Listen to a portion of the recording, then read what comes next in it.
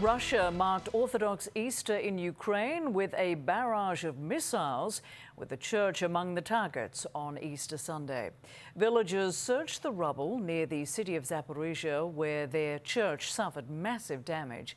No services were underway when the missile hit, and no one was hurt.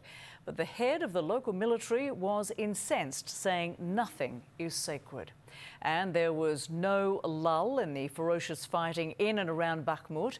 Ukraine says almost 100 Russian shellings were recorded around the city in just 24 hours, and about 30 firefights raged between Ukrainian and Russian forces for control of the devastated city. But there was also a little joy on this holiday. 130 Ukrainians are now free after a prisoner exchange with Russia.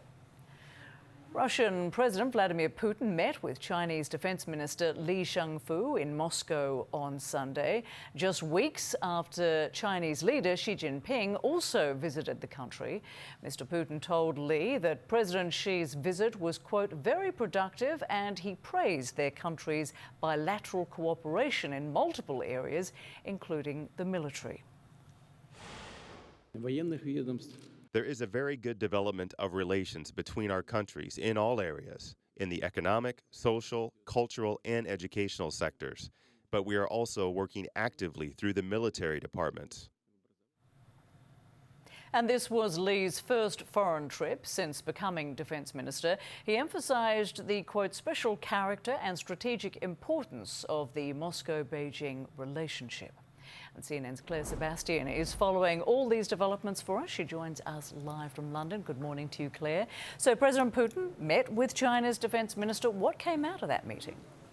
Yeah, Rosemary, nothing concrete, although obviously that was a meeting that was going to be very closely watched, given what we know about the U.S. concerns that China may be considering supplying military aid for Russia's war in Ukraine. Nothing obvious came out, but these optics matter. This is the third high-level Chinese visit to Moscow in as many months. We first had the top diplomat, then, as you mentioned, the president himself, Xi Jinping, and now the new defense minister in his first overseas trip in that role. Very significant to see the commitment, the level of engagement on both sides. And I think to some degree, the target audience of those optics was the United States, the Chinese defense minister not missing an opportunity to mention the Cold War, saying that Moscow and Beijing have very strong relations that far surpass the military political alliances of the Cold War. I think a pretty clear statement on the fact that both sides are hoping this relationship will serve as a counterpoint to the US-led alliance and its support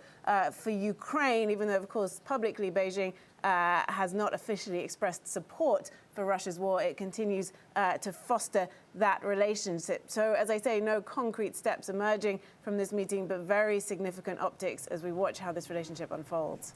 And Claire, what is the latest on fighting around Bakhmut?